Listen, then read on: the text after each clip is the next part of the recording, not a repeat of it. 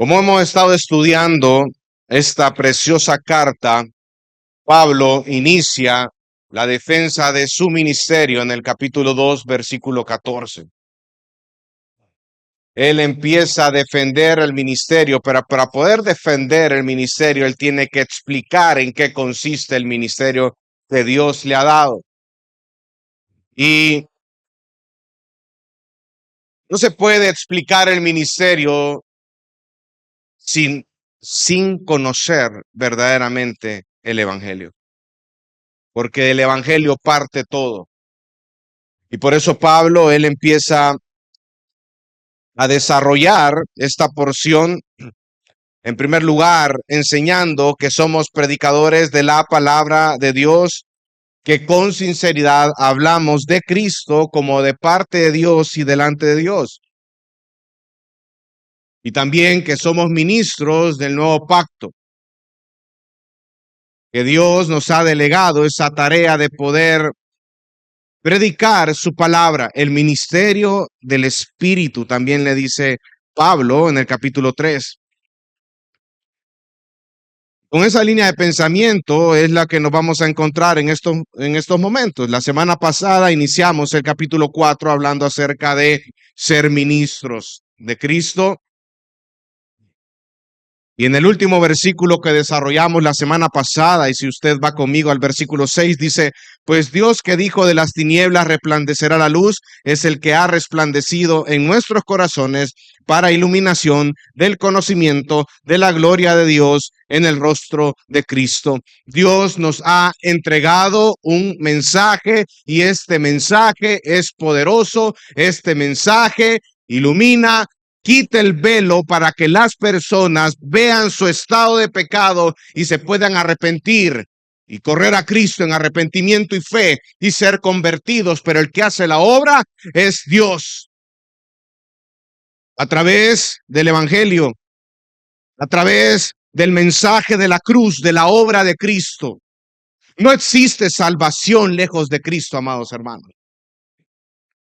Y es eso lo que tiene en la mente el autor cuando inicia en el versículo 7. Y por eso él dice, pero tenemos este tesoro en vasos de barro. ¿De qué tesoro está hablando, amados hermanos, según el versículo 6? Del evangelio. Es un tesoro, pero que está en vasos de barro. Él está haciendo referencia al evangelio de Jesucristo.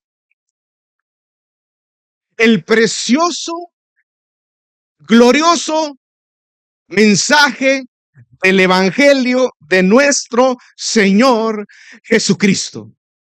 Y lo define como un tesoro, como algo invaluable, algo que no tiene precio, algo que solo recibimos por la gracia del Señor. Tenemos este tesoro que Dios vino al mundo en la persona de Jesucristo. Cristo murió y Cristo resucitó para poder salvarnos, para perdonar nuestros pecados y dar vida eterna a aquellos que se arrepienten y creen en Él.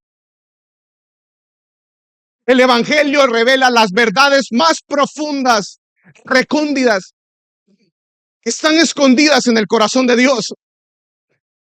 Nadie hubiera pensado que Dios mismo se había encarnado para poder salvar a los hombres y morir con una muerte de cruz. Pero también que resucitó al tercer día. Pablo en la primera carta a los Corintios, él dice, ese mensaje es locura para los que se pierden. El mensaje de la cruz es locura para los que se pierden, pero para nosotros es poder de Dios para salvación. Cristo Jesús vino al mundo a morir por nuestros pecados, pero resucitó y nos ha dado una vida eterna con Él.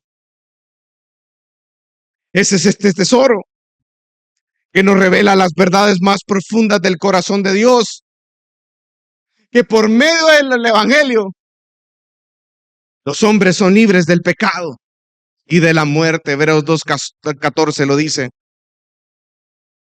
Ya no son condenados, son redimidos y son transformados a la imagen de Jesucristo. Somos transformados, como en las palabras de Pablo en 2 Corintios 3:18, somos transformados de gloria en gloria. Pero ¿por qué esa transformación es evidente en mi vida, hermano, como cristiano? Por ese tesoro en vasos de barro que es el Evangelio. El Evangelio es algo muy trascendental en la vida del cristiano. Pero es muy interesante que Pablo dice, tenemos este precioso tesoro, tenemos el Evangelio de Jesucristo, pero ¿en qué? ¿En vasos de qué? En vasos de barro. ¿Usted ya ha visto alguna vez algún jarrón de barro? ¿O ha comprado algún jarrón o algún utensilio de barro alguna vez? Si usted agarra ese jarrón y vengo yo, bueno, agarro un jarrón y lo tiro desde aquí, ¿qué pasa con el jarrón? Se quiebra. Si yo vengo y agarro un rimero de platos y los empiezo a aventar, ¿qué pasa con esos platos? Se quiebran. ¿Por qué? Porque son frágiles. Y es muy interesante porque eso es lo que denotan. Vasos de barro, fragilidad, recipientes de barro. ¿Sabían ustedes que estos utensilios de barro, estos vasos de barro, en aquellos tiempos, además de ser considerados frágiles, también se consideraban desechables? Y eran baratos y eran cosas no muy llamativas. En la antigüedad se ocupaba para cosas menos honrosas. En esas vasijas de barro depositaban el estiércol humano y también la basura. Y ahí guardaban eso. Pero lo que representa aquí, hermanos, cuando Pablo empieza a hablar que tenemos este tesoro que es el Evangelio en vasos de barro, está hablando acerca de la fragilidad y la debilidad del hombre.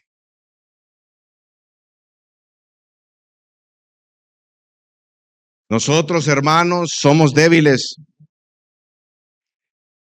Y es muy interesante porque el punto aquí es que aunque el recipiente sea de barro, aunque el recipiente no tenga ningún valor, lo que contiene ese recipiente es un tesoro, es algo invaluable. Recuerden que Pablo está defendiendo el ministerio. Él está diciendo, miren, los ministros del Evangelio tienen poco valor en comparación a este tesoro. Solo recordando las palabras que dice 1 Corintios 1:27, porque lo más vil escogió Dios para avergonzar. ¿A quién? A los sabios. Porque lo más débil del mundo lo escogió Dios para avergonzar a lo que es fuerte. Personas débiles en sí, pero se convierten en instrumentos de Dios para comunicar un tesoro, para comunicar un mensaje, el mensaje de las buenas nuevas de salvación. Que Cristo Jesús vino al mundo a morir por los pecadores, murió, pero resucitó al tercer día y ahora está dando vida eterna en abundancia a todos aquellos que creen y se arrepientan y responden en obediencia hacia Él. Versículo 7 dice, para que la extraordinaria grandeza del poder sea ¿de quién? De Dios y no de nosotros. Tenemos un tesoro en vasos de barro para que la grandeza extraordinaria de ese poder sea de Dios y no de nosotros. Es porque los proclamadores del Evangelio son en sí mismos frágiles y vulnerables. A tal punto que las personas reconocen que el poder transformador del evangelio proviene de Dios y que la fuerza del ministro para soportar cualquier tipo de adversidad solo proviene de Dios. Fortaleza en medio de la debilidad. No es en nuestras capacidades, hermanos, sino en Él. En Jehová está la fortaleza de los siglos. El poder transformador del evangelio proviene de Dios. Lo vimos la semana pasada. El único capaz de transformar los corazones es Dios. ¿Te imaginas tú enfrentar la vida de esta perspectiva, desde este punto de vista? Saber que no es en nuestras capacidades que las cosas van a cambiar. Saber que no, aunque querramos en nuestro pecado querer controlar las situaciones que están alrededor de nuestra vida, nosotros no tenemos la capacidad de controlarlas porque somos débiles, porque somos vasos de barro, porque somos frágiles. Pero tenemos un tesoro en vasos de barro. Pero tenemos el evangelio de Jesucristo. Y si has creído en el evangelio, hermano, Dios habita en tu corazón. El poder de Dios radica en el mensaje, no en los mensajeros humanos. Y gloria a Dios por eso. Y el hecho que creamos en el evangelio no quiere decir, hermano, que no vamos a sufrir, que no nos vamos a afligir, que no vamos a estar derribados, porque hay una paradoja de la vida cristiana que ahora él va a explicar en los siguientes versículos.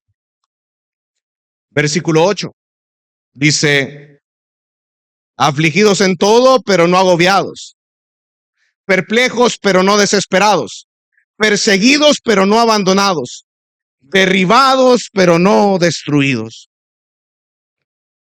Somos frágiles, pero la gracia de Dios nos sostiene. Fortaleza en medio de la debilidad. Y esta es la paradoja que va a proporcionar en este momento las Escrituras. Una paradoja de la vida cristiana. Y lo hace a través de 4 contrastes. Y ojo, el primer elemento de cada contraste representa la debilidad humana.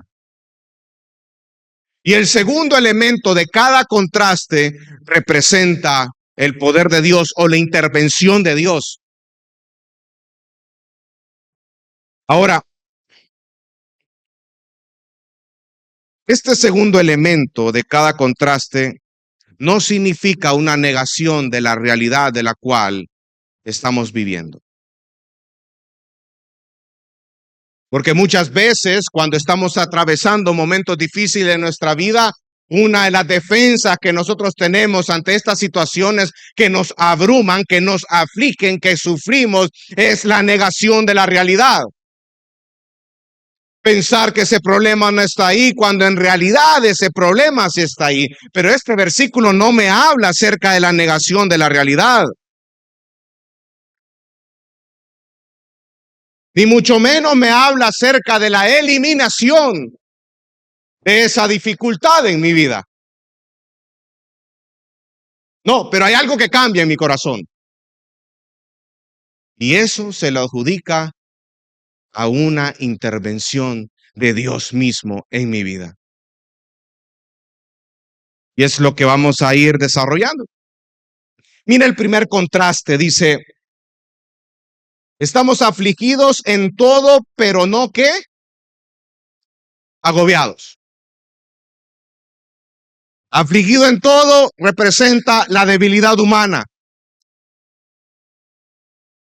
Agobiado representa la intervención divina. No estamos agobiados. Es decir, que estamos bajo presión. En el caso de Pablo, él estaba bajo una presión física constante y también una presión espiritual, porque Dios lo había llamado a él a anunciar las buenas nuevas de salvación, a proclamar el mensaje del evangelio. Había una presión física, había una presión espiritual, hermano, claro. ¿Usted cree que el enemigo está contento donde cada domingo que en las iglesias se esté proclamando el mensaje de la verdad? Claro que no, hermano. Porque es a través de la predicación del evangelio que las personas pueden ser transformados y ser convertidos de las tinieblas a la luz. Pero dice ahí, estamos afligidos en todo, pero no agobiados. No se sentía aplastado, acorralado. Saben que la palabra agobiado quiere decir un espacio confinado, estrecho, angosto. Pero a pesar de estar afligido, él no estaba agobiado. A pesar de que había mucha presión, él no podía confinar el ministerio que Dios le había otorgado. En otras palabras, amados hermanos, esto lo podemos aplicar a nuestra vida porque Dios no va a mandar ninguna prueba sin llevarnos una salida en cada prueba en nuestra vida. Podemos estar confinados, pero estamos respirando. No estamos agobiados. 1 Corintios 10:13 dice eso, que Dios nos dará junto con la prueba la salida. Podemos estar confinados, pero no vamos a estar agobiados. ¿Y quién es el que interviene para que en medio de la aflicción yo no me sienta confinado y que esté sin respirar? ¿Quién es el que interviene de esa manera? Dios. Fortaleza en medio de la debilidad. Segundo contraste, versículo 8 dice, perplejos, pero no ¿qué? Desesperados. En la Reina Valera dice abrumados, pero no desesperados.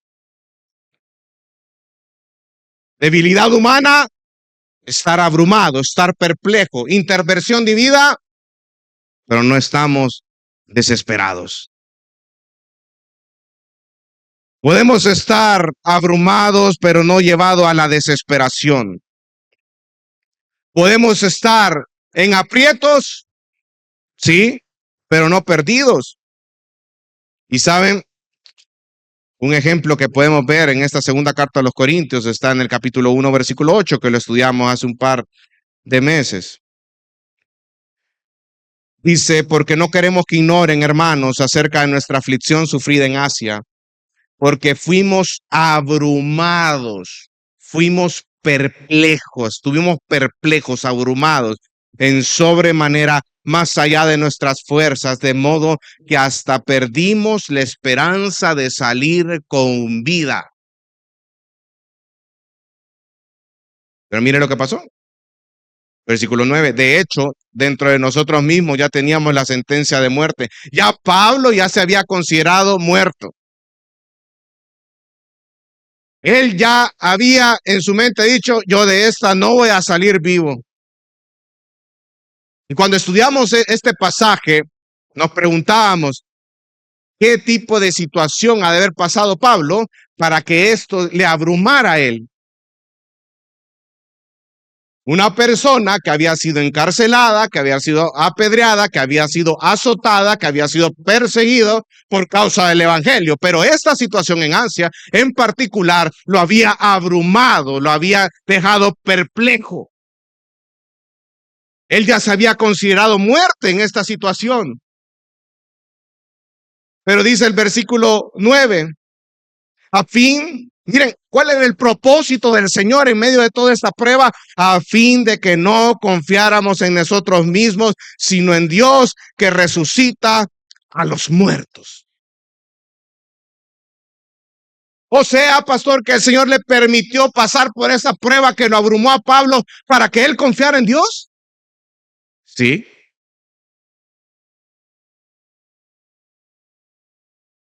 Perplejos, dice, pero no desesperados. ¿Alguna vez tú te has sentido así, amado hermano, amada hermana? Estar abrumado, estar abrumada por una situación de la cual ni dormir puedes, que ni la veías venir, pero llegó.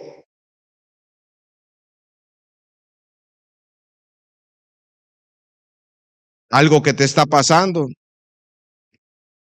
pero la palabra de Dios nos dice, podemos estar perplejos, podemos estar abrumados, pero no desesperados. Siempre hay una salida. Pero ¿por qué yo puedo recordar esas palabras? ¿Sabe por qué? Porque tenemos un tesoro en vasos de barro, tenemos el Evangelio de Jesucristo.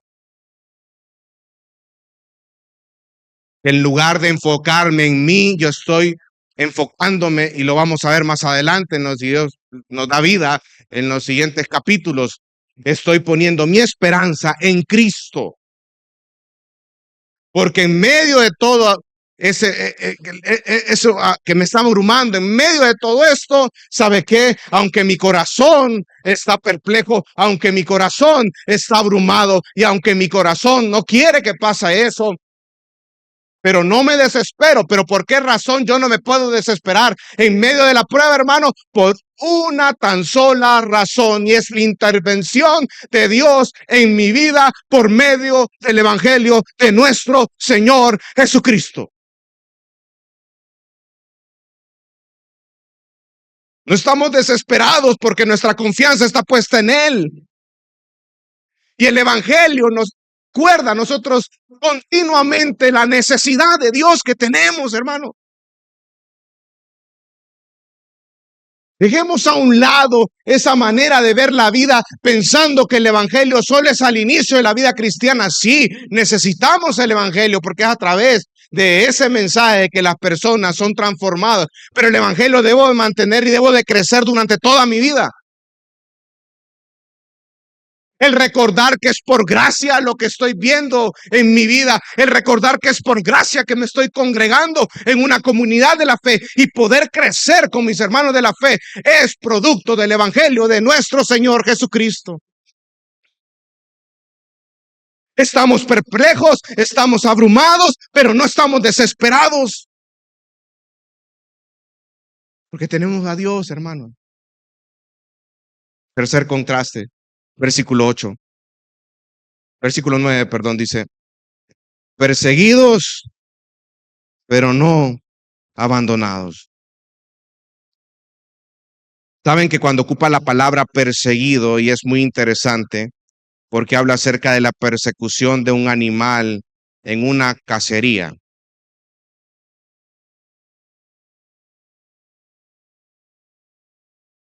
¿Ya han atrapado ustedes un ratoncito en su casa?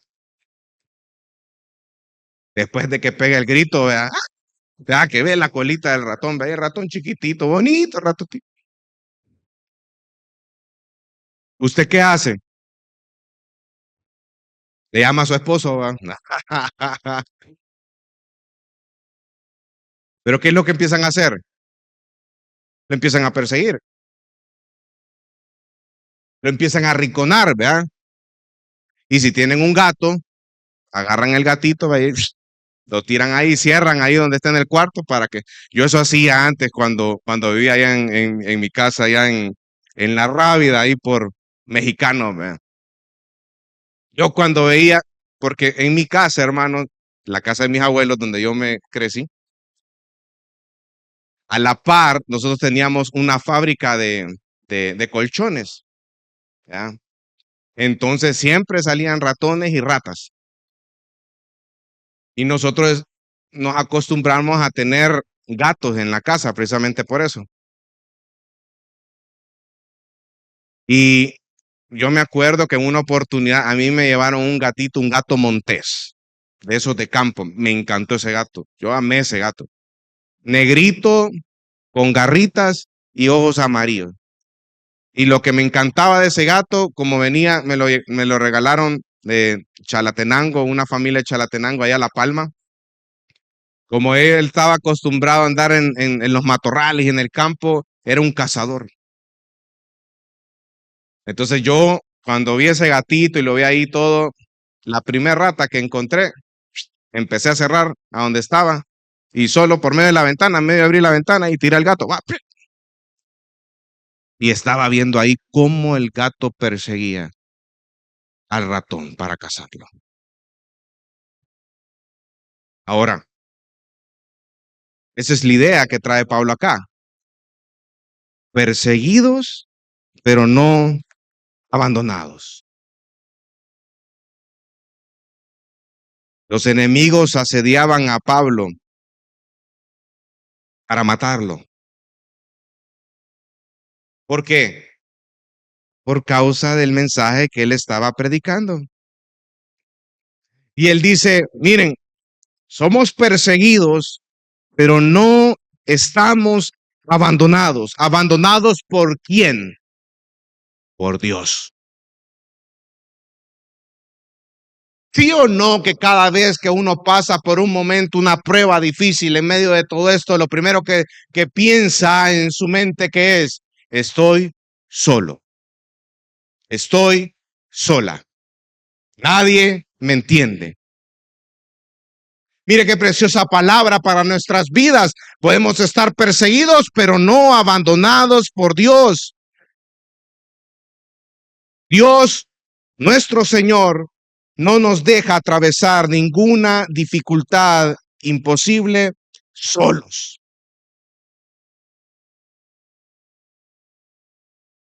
Si tenemos a Dios, lo tenemos todo, hermano. Y Dios está en medio de la prueba junto con nosotros. ¿Pero por qué? ¿Por qué? Acuérdese, el Evangelio. Perseguidos, pero no abandonados. Siempre nos da en esos contrastes un aspecto de debilidad humana, la persecución, y el poder de Dios, la intervención de Dios. Pero no estoy abandonado. Preciosa verdad eso, ¿verdad, amados hermanos? En medio de la prueba, en medio de la persecución, en lugar de estar pensando que usted está solo, usted está sola, recuerde en quién ha creído. Recuerde el evangelio de nuestro Señor Jesucristo. Recuerde que es a través de ese mensaje del evangelio que usted y yo nacimos de nuevo en Él y ahora tenemos a su Espíritu morando en nuestros corazones.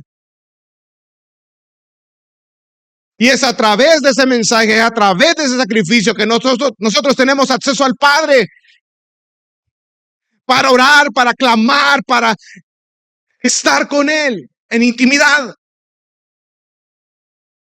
En lugar de estar pensando que estamos solos, piense mejor que usted tiene al Señor.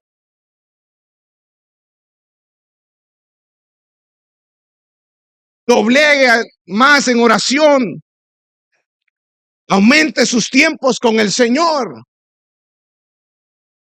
Y no es que las cosas, y lo dijimos hace un momento, no es que las cosas por arte de magia van a desaparecer. No, hermano. Puede ser que el Señor quite eso que está atravesando en este momento. Puede ser. Pero tu actitud ante la prueba va a cambiar. Porque Dios va a estar transformándote en medio de la prueba. Puede ser que la prueba va a continuar por muchos años más y tú te vas a morir con esa prueba, pero tu corazón cambia en medio de la prueba. Somos perseguidos, pero no abandonados. Versículo 9, cuarto contraste. Derribados, pero no destruidos. Derribados, la debilidad, la fragilidad humana, esos vasos de barro. Pero no estamos destruidos, la intervención, el poder de Dios. Un término de lucha cuando está hablando de ser derribado. Yo no sé cuántos aquí les gusta el boxeo. ¿Alguna vez usted ha visto alguna pelea de boxeo en su vida? O la película de Rocky, pues, hermano, para que me puedan. Hay golpes que lo doblegan, ¿verdad? Al contrincante. Pero dice, derribados, pero no destruidos. Van a haber golpes en la vida que te van a hacer tambalear, hermano y hermana. Te van a hacer tambalear. Pero no vas a estar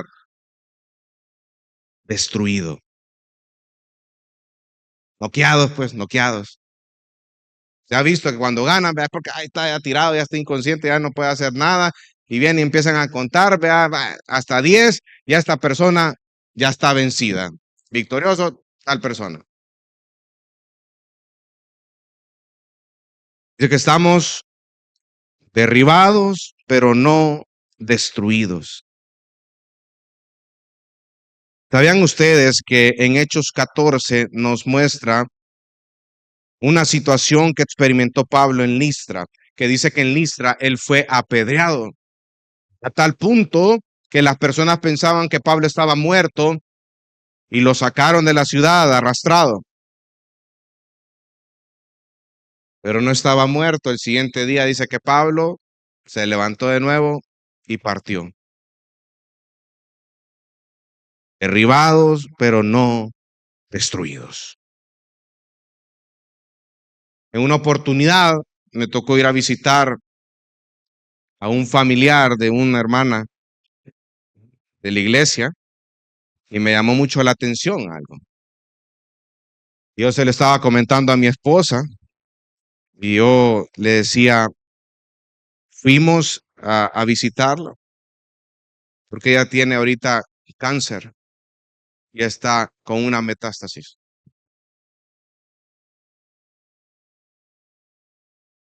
Y entramos para poder orar. Y cuando estábamos hablando ahí, yo le decía a la hermanita, ¿puedo orar por usted? Y sí. Se puso su mantelina y se arrodilló en la cama donde estaba. Y estaba también otra hermana de ella ahí. Y las dos se arrodillaron. Y yo cuando vi eso, hermano, yo me quedé con el corazón pequeño. Porque yo decía, en medio de todo esto, su devoción por Dios se mantiene intacta. Entonces yo me arrodillé con ellas y empezamos a orar y empezamos a interceder para la fortaleza en su corazón. Y me recuerdo las palabras que me dijo esa hermana. Me dice, si el Señor me quiere llevar, que me lleve. Yo creo que es muchísimo mejor estar en la presencia de Él que acá. Y pasamos orando, clamando al Señor. Si era su voluntad sanar, ok, la puede sanar. Pero si no era su voluntad, si su voluntad era ya llevarse la gloria al Señor también. Pero la firmeza de esa persona que a pesar de tener una enfermedad terminal, esa persona, su confianza estaba puesta en Dios, me llamó mucho la atención.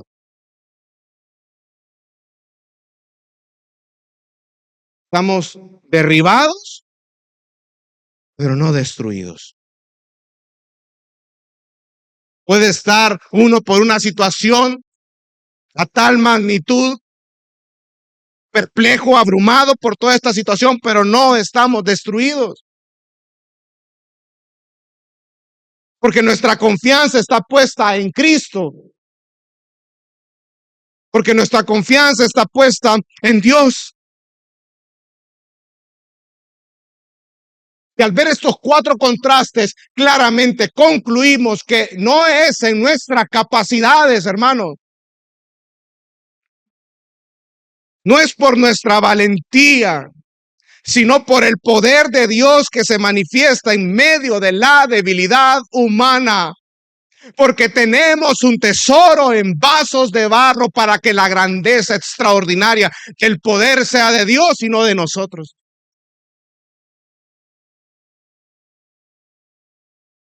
Tenemos un precioso tesoro en nuestros corazones.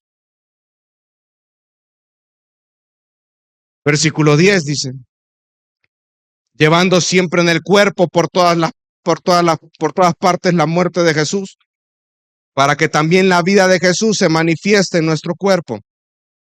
Versículo 11, porque nosotros que vivimos constantemente estamos siendo entregados a muerte por causa de Jesús, para que también la vida de Jesús se manifieste en nuestro cuerpo mortal. ¿Qué significa llevar en el cuerpo por todas partes la muerte de Jesús? ¿Qué significa llevar la vida de Jesús en nuestro cuerpo? ¿Qué se está refiriendo en este momento? Pues saben, es una interpretación teológica de los versículos que acabamos de estudiar anteriormente, versículos 8 y 9. Llevar en el cuerpo por todas partes la muerte de Jesús implica una tan sola cosa, y es morir todos los días.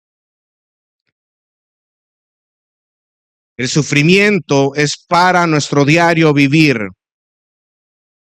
Por eso dice ahí en el versículo 10, dice, llevamos en algún momento.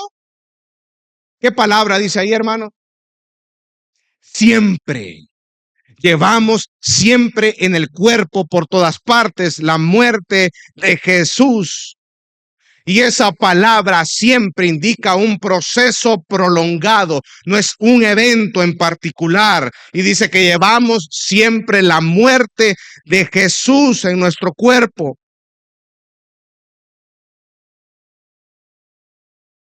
Es un proceso más que un evento.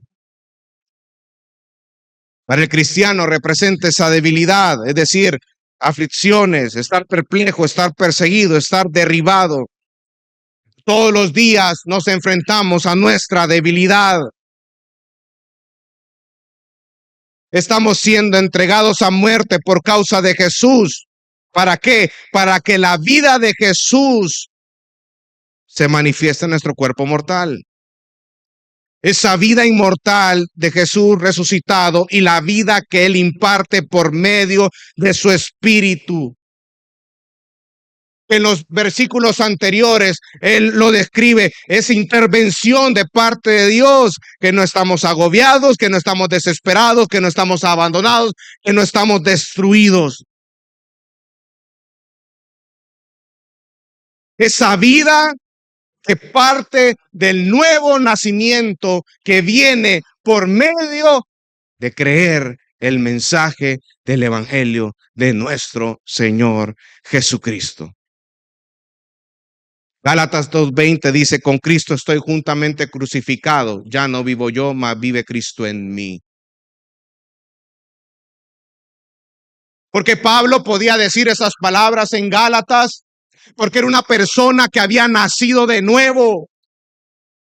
Y es una persona que es cristiana, que ha confesado su fe en Jesucristo, que ha creído en el Evangelio de nuestro Señor Jesucristo, que se ha arrepentido y en fe abrazado a Cristo.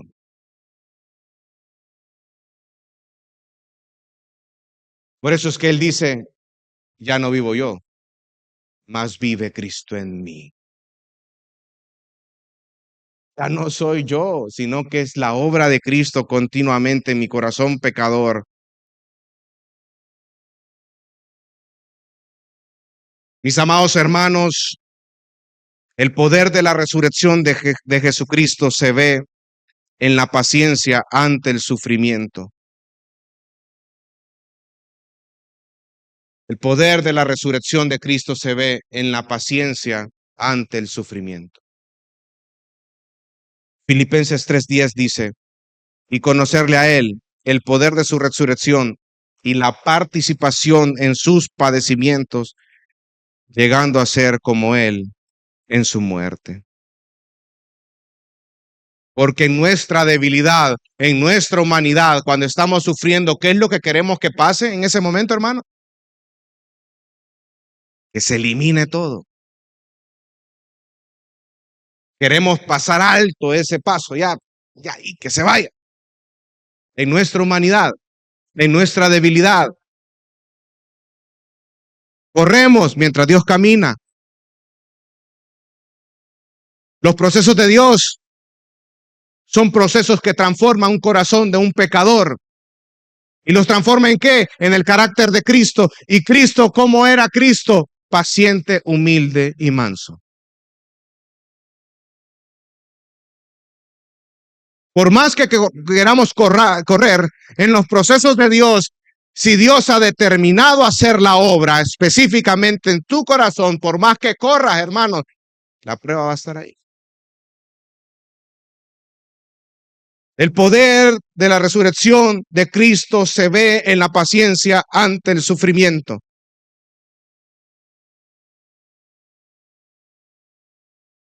Seamos pacientes. Confiemos en el Señor, porque en medio de la paciencia de lo que nosotros estamos diciendo, Señor, yo confío en ti. Tal vez no me gusta todo lo que estoy atravesando, pero si tú lo has traído en mi vida, yo estoy consciente de que tú lo has determinado. Yo voy a confiar en tus procesos.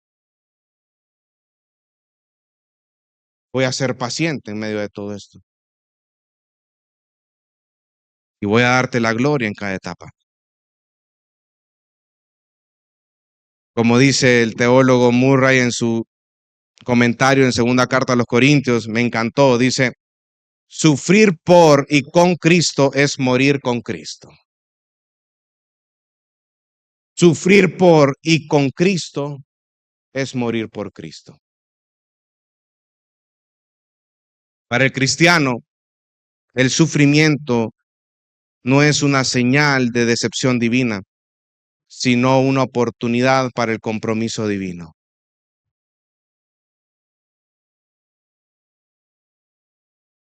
En medio del sufrimiento, sí o no, que siempre vemos la poderosa mano de Dios obrando. Tenemos un tesoro en vasos de barro. Afligidos, sí. Derribados, sí. Pero no destruidos. ¿Qué es lo que nos mantiene a nosotros firmes en nuestra vida para seguir adelante, hermano? Dios, su evangelio. Podemos estar derribados, puede haber sido un golpe muy duro en nuestra vida, pero sabemos que no estamos destruidos. Sabemos que no estamos abandonados. Sabemos que Dios está de nuestro lado. Y Dios es el buen pastor y es el buen pastor que da la vida por sus ovejas. Entonces pregunta, hermano y hermana, ¿muestras la vida de Jesús en tu propia vida?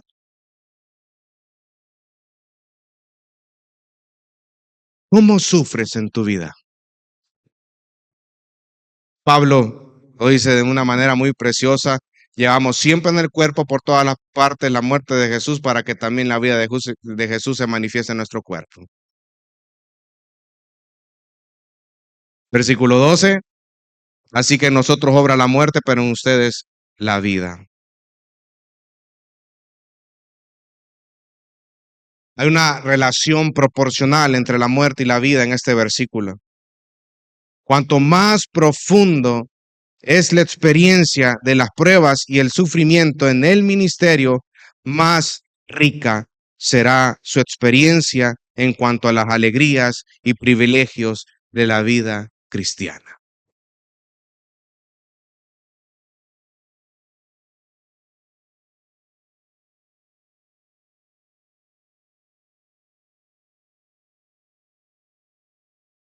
Recuerda el momento más duro que has enfrentado en tu propia vida desde que tú has nacido de nuevo.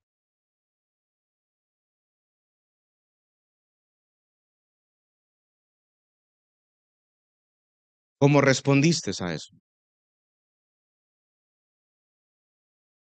¿Cómo vistes la mano de Dios a través de esa prueba? ¿Sí o no? Que cuanto más profunda es la experiencia de la prueba y el sufrimiento, Pablo lo cataloga en el ministerio específicamente, hay una tremenda riqueza en cuanto a la experiencia de las alegrías y los privilegios de la vida cristiana. Las riquezas inescrutables que se encuentran en Cristo.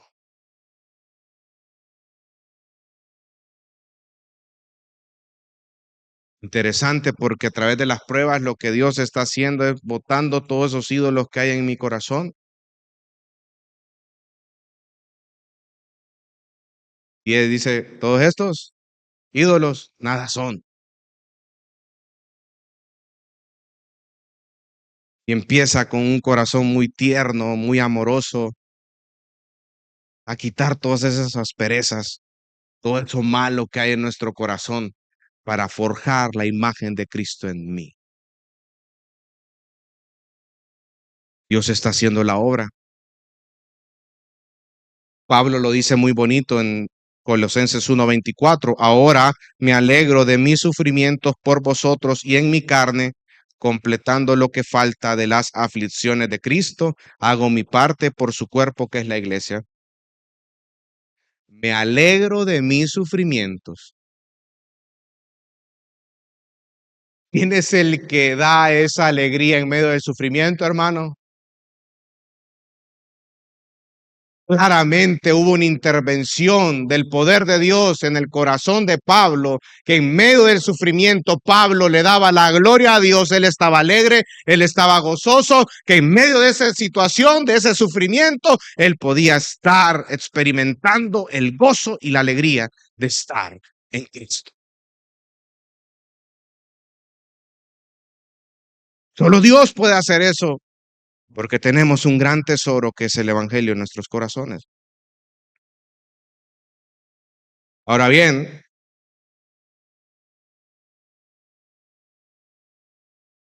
podemos proclamar ese mensaje del Evangelio porque tenemos fe. Versículo 13 dice, pero teniendo el mismo espíritu de fe, miren, volvió espíritu de fe, según lo que está escrito, creí, por tanto hablé. Nosotros también creemos, por lo cual también hablamos, sabiendo que aquel que resucitó al Señor Jesús, a nosotros también nos resucitará con Jesús y nos presentará junto con ustedes. Una fe que habla. Pero teniendo el mismo espíritu de fe, según lo que está escrito, creí, por tanto hablé, nosotros también creemos y por lo cual también hablamos. Es nuestra fe en Dios, es nuestra fe en Cristo que nos lleva a proclamar el mensaje del Evangelio. Las buenas nuevas de salvación, una fe genuina no oculta el mensaje que transforma, sino que cada oportunidad que existe para poder presentar las buenas nuevas de salvación, lo hacemos. Pero todo esto es posible por el Espíritu Santo en nuestros corazones, que fue expresado por el salmista en Salmo 116:10, que fue lo que Pablo dijo acá. Creí, por lo cual hablé.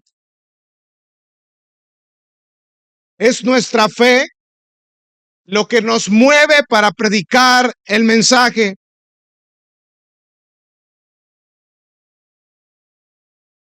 Quienes creen genuinamente en la verdad no van a poder evitar hablar de esa verdad.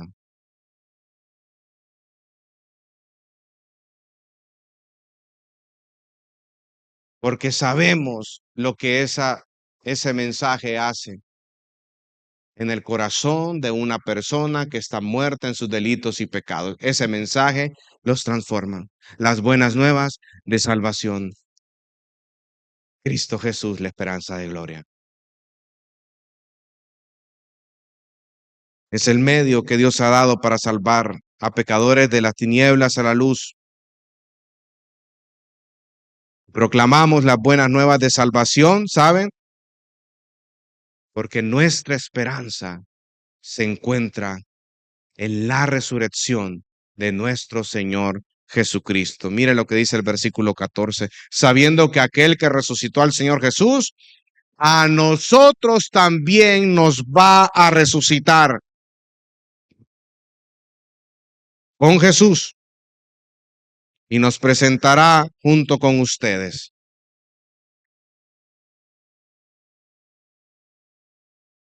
¿Sabe?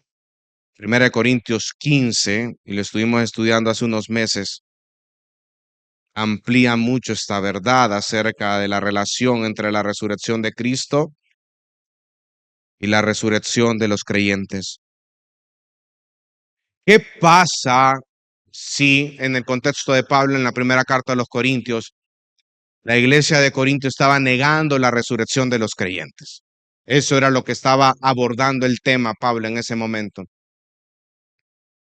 Y Pablo viene y de una manera magistral, en el capítulo 15, él empieza a hablar primero del Evangelio, de los versículos 1 hasta el versículo 11. Y en el versículo 3 está la esencia del Evangelio. Del capítulo 15 dice, porque yo les entregué en primer lugar lo mismo que recibí, que Cristo murió por nuestros pecados, conforme a las Escrituras, que fue sepultado y que resucitó al tercer día, conforme a las Escrituras. Y de ahí empezó a hablar todos los aparecimientos de Cristo. Cristo murió, fue sepultado y resucitó. Luego de hablar de esa síntesis del Evangelio, él viene y retoma el tema en el versículo 12.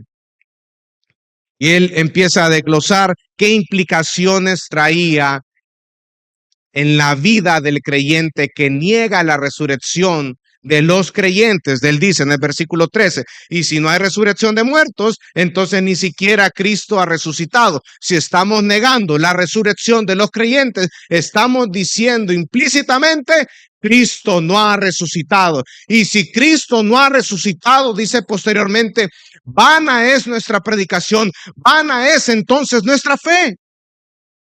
Y somos los más dignos de conmiseración en esta vida. Porque es la resurrección de Cristo lo que nos mueve a nosotros a proclamar el mensaje, a predicar el mensaje del Evangelio. Cristo Jesús resucitó. Y el negar la resurrección de Cristo es negar la fe.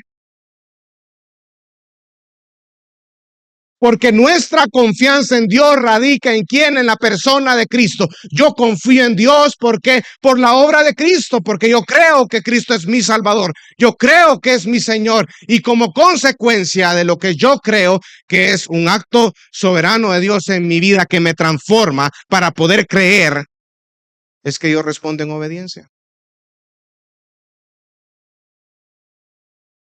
Por eso Pablo acá dice, no nieguen la resurrección de los creyentes. En el versículo 20 dice, pero ahora Cristo ha resucitado de los muertos, primicia de los que durmieron. Primicias. Primicias. La resurrección de Cristo, en otras palabras, hermano, es la garantía de la resurrección de los creyentes. Si Cristo resucitó, nosotros los creyentes resucitaremos con Él. Porque Él venció a la muerte. Y gloria a Dios por ello. Volvamos a segunda carta a los Corintios, capítulo 4, versículo 14.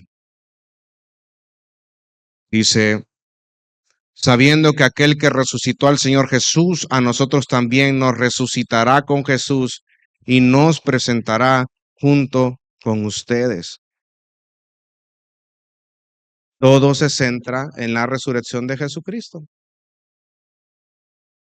En otras palabras, ya habló acerca de la fe, una fe que habla, y ahora está hablando acerca de la esperanza que tenemos en Cristo. ¿Se dan cuenta por qué tenemos un tesoro en vasos de barro? ¿Por qué el evangelio es un tesoro? Versículo 15, y con esto ya vamos a ir finalizando. Dice, porque todo esto es por amor a ustedes, para que la gracia que se está extendiendo por medio de muchos haga que las acciones de gracias abunden para la gloria de Dios. Todo esto, dice, es por amor a ustedes. Un pastor que estaba siendo perseguido, azotado, apedreado, un pastor que dentro de la iglesia a la cual está hablando estaban minando la autoridad y diciendo que no era sincero con la manera como él desarrollaba el ministerio, y le estaban prestando oído a los falsos maestros que asediaban en Corintio. Él les dice, todo esto, aflicciones, sufrimiento, he sido derribado, pero no destruido. Todo esto, hermano, lo hago por amor a ustedes.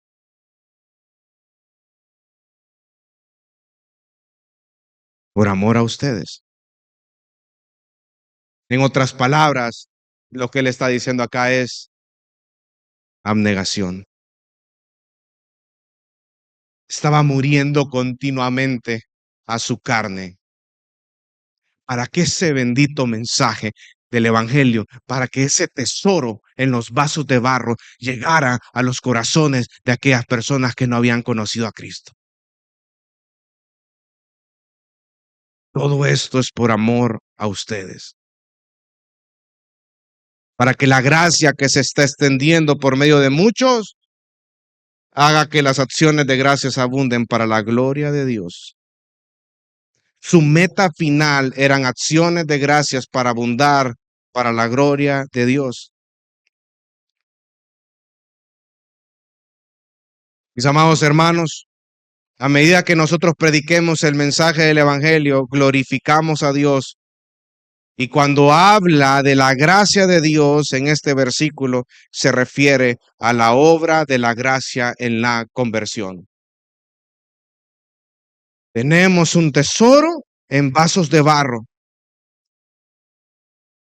La meta de Pablo era que más personas fueran salvas para la gloria de Dios. El plan maravilloso de Dios es utilizar vasos de barro para llevar el tesoro del evangelio a los pecadores. Porque lo más vil del mundo escogió Dios para avergonzar a los más sabios, y lo más débil del mundo escogió Dios para avergonzar a los más fuertes, para que la gloria y la honra siempre sean para Él.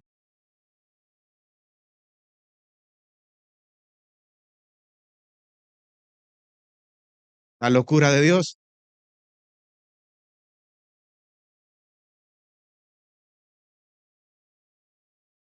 Mi amado hermano, mi amada hermana, si tú has venido acá,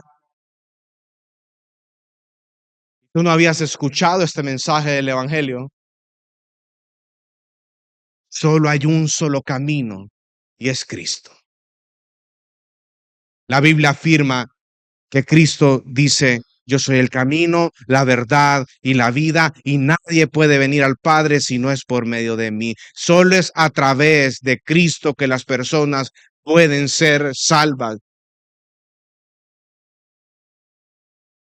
Porque todos han sido pecadores y han sido destituidos de la gloria de Dios. No es una casualidad que usted esté aquí escuchando este mensaje, pero lo único que puede transformar el corazón de una persona pecadora es Cristo y es su evangelio. Porque ese mensaje, ese evangelio, lo que debe de causar en el corazón, que estaba muerto, que estaba velado, que estaba en tinieblas, que estaba llevando una vida en contra de un Dios santo, lo que hace ese mensaje es que le quita el velo, ilumina los ojos, y esa persona que estaba muerto en sus delitos y en sus pecados, que en la oscuridad estaba muy presente, ahora ve lo crudo que es su pecado y corre a Cristo.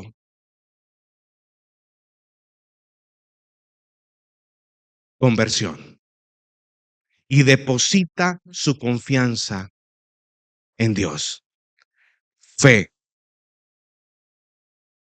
Y su esperanza se encuentra en Cristo Jesús, porque Él resucitó y venció a la muerte. Y nosotros como su iglesia esperamos nuevamente estar con Él. Es nuestra oración que podamos ser fieles para que Dios utilice su palabra para transformar corazones. Y el resultado de ello es que habrán más acciones de gracias. Pero ¿por qué esa persona puede dar gracias a Dios? Porque ha nacido de nuevo. La gloria siempre es para Dios. Como dice en Apocalipsis 5:13, y a toda cosa creada que esté en el cielo, sobre la tierra, debajo de la tierra y en el mar, y a todas las cosas que en ellas hay, oí decir: al que está sentado en el trono y al Cordero, sea alabanza, la honra, la gloria y el dominio por los siglos de los siglos. Y los 4 seres vivientes decían: amén. Y los ancianos se postraron y adoraron. Vamos a orar. Dios te bendiga. Realmente es un privilegio para nosotros que puedas escuchar el mensaje de la palabra de Dios. Esperamos que Dios obre en tu vida grandemente a partir de lo que puedas escuchar y aprender a través de este sermón. Sin embargo, creemos que solo este sermón es insuficiente y no debería de suplantar por ningún motivo tu asistencia a una iglesia local. La iglesia local es el medio por el cual Dios obra en la vida de su pueblo. Te motivamos a que busques una iglesia sana donde congregarte o puedas contactarte con nosotros en nuestras redes sociales para que nos puedas visitar. Será un gusto poder servirte y que podamos juntos adorar a Dios en comunión con sus redimidos mientras aprendemos de su palabra. Que el Señor te bendiga.